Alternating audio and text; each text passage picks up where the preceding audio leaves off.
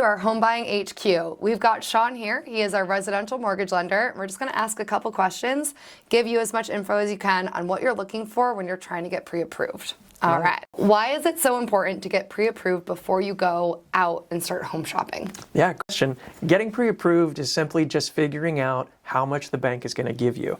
So before you go shopping for a car, before you go buy furniture, you want to find out what your budget is, how much money you have available, and that's all pre-approval is. It's important because if you don't do it, you might not know what price you qualify for. You might shop for homes that are too expensive, not as high as you could get approved for. So it's really just finding out what your numbers are, and then you get to do the fun part with you.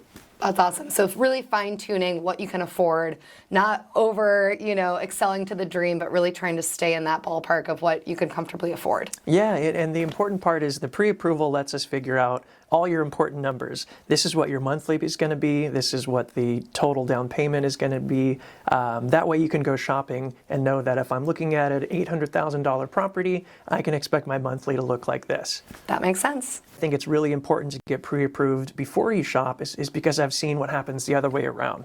I've had people contact me and say, hey, I'm already in escrow on a property. I want to get this loan going. They send in their paperwork, and I've had situations where it turns out they don't qualify for this home they're in escrow on. So we had to change things around, pay debts, increase the down payment, a lot of things that caused a lot of stress for them that if they would have gotten pre-approved first, they would have known. Another reason it's great to get pre-approved before is I've had people come to me after they've already worked with other lenders that they weren't happy with. They get pre-approved for a certain price, they go make an offer, get into escrow, and then they find out the monthly payment is much higher than they feel comfortable with personally, even though the bank approved them for that price. The really important part, even if you're approved for $2 million, is for you personally to be comfortable with that monthly payment. And by getting pre-approved and finding out what your rate, what your payment's going to be, is you're not going to have any surprises when you do go after any home with any price. It's really important to know that info before. I think that's huge too, and that's something that I always advise my buyers on, and especially when they're working with you, is this idea of working backwards. You can get pre-approved for X amount of dollars, but it really starts to wiggle its way and funnel its way down to what's that monthly payment. And I think that's the easiest way to protect yourself as a buyer, is to make sure that at the end of the day, you can get pre-approved for, like you said, a $2 million property. But if you don't want to spend that monthly mortgage payment, you shouldn't be shopping that high. Yeah, exactly. Here is a really big question. Yeah. Do you need to run someone's credit in order for them to get pre-approved? You do not.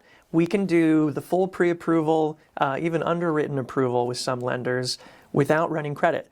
But we're not just guessing, we're using a soft credit check. Okay. So the soft credit check has all the same details as the regular one, all your debts, your scores, and that's how we can still calculate what you qualify for. So we don't need to run credit anymore. Now that won't ding your credit score, but let's talk about this myth. If you do really want to pull that credit, you do want to get that full pre-approval, that full credit ran, how many points are we talking? Well, it might not affect your score at all. Okay. So a lot of times people have a lot of concerns about running credit, but it's going to affect your score anywhere from 0 to 5 points. And even if it does affect your score by 5 points, it's only temporary, and it's going to be something that bounces back in usually about 30 days or so. And 5 points is nothing. And also, I like to say, what are you saving your credit for if you're not buying a house? It's the biggest purchase, so it's, but yeah, we can do it with a soft check, get you fully pre-approved that way too. Perfect. What do you feel is the biggest misconception with getting pre-approved? Yeah, so I think there's a couple. A lot of people think that there is a cost to get pre-approved. They'll call me and they'll say, I'm not ready to do this because I don't have the money set aside to pay you, kind of thing, but the pre-approval is free. I don't have a consultation fee. I don't charge for any of that. You don't pay anything unless your loan closes when it comes to the mortgage process. The other thing is that people think the pre-approval locks them into the terms of their loan. It doesn't at all. If you decide you want to put more money down, buy a condo instead of a single family home, add a person to the loan, maybe a co-signer, those are all things that we can do after the fact. Awesome. And I think that's a huge point to kind of hit home with, is that this does not lock you into anything. I think it's also a really good point of get the goal setting and into that mindset of what can you afford, and work with that lender about how to get yourself into a position where you are ready to buy whenever that time comes, but you don't know unless you reach out, right? Yeah, and it also helps me set up an action plan. So some people want to buy in the future and they don't know what to do. So by looking over their items, doing the pre-approval, I can say, okay, this is where your credit needs to be. These are the steps you need to take to get there. This is how much money you need to have. These are some tips for saving that. So just things to help you be successful whenever you are ready to buy. How long does pre-approval last for? So it really lasts, it'll depend on the kind of income that you have. So if we're looking at a W-2 fixed salary type buyer, as long as you have the same job and as long as your credit stays the same, it really lasts indefinitely. I've had folks, they get pre-approved salary earners and they decide, I don't want to buy quite yet. A year goes by. All we need is an updated soft credit report, some updated pay stubs, and they're still good to go. Where if you have variable income, maybe if you're commission or bonus heavy or self-employed, then you'd want to check in maybe every 60 days or so to make sure that your numbers are still the same. That makes sense. Yeah. Because their income will fluctuate a little bit more. Right. So what would you be looking for when you're doing pre-approval? What are like the main factors that really go into it? We've talked credit score, some other things that go into it. Yeah, the three things we're looking at are your income, your assets, and your credit. Income specifically, we're looking for 2 years of employment history. It doesn't need to be the same job, just the same field of work. Assets, we're looking to see where is the money that you're using for down payment coming from. We want to see if it's in stocks, investment accounts, retirement accounts, checking, and get a history to make sure we know where that's coming from. And credit, we just want to make sure that you have a good credit history to see if you can qualify and support those payments. Usually you want your scores to be 640 or higher to get some good terms, but we can do loans with credit as low as the 500s. Great, that's awesome. Yeah. What are some good questions that a buyer can ask a lender when they're shopping around for who they want to use for their loan? Yeah, I would say most importantly, ask the lender, what are your fees, the bank fees, the lender fees? All the other costs on a loan are going to be the same because they have nothing to do with the bank, the escrow company, the title company, etc. So ask the lender, what do you charge? Do you have points on the rate? Do you have underwriting, processing? Get all of those lender fees so you can compare them apples to apples. Next, I would ask them, how quickly can they close? A lot of times an offer will be more competitive if they can close on the home quickly. Some bigger banks might need 30 days. Some mortgage brokers might be able to do it in 14 days. And when the home is sitting vacant, a lot of times the seller wants a quick close. And last, I would say, what are your rates today? Rates change every single day, sometimes multiple times a day, and you can only lock something in when you actually get into escrow on a home. So ask for a scenario, the same scenario from two different lenders. This is the home price, this is the down payment, this is my credit.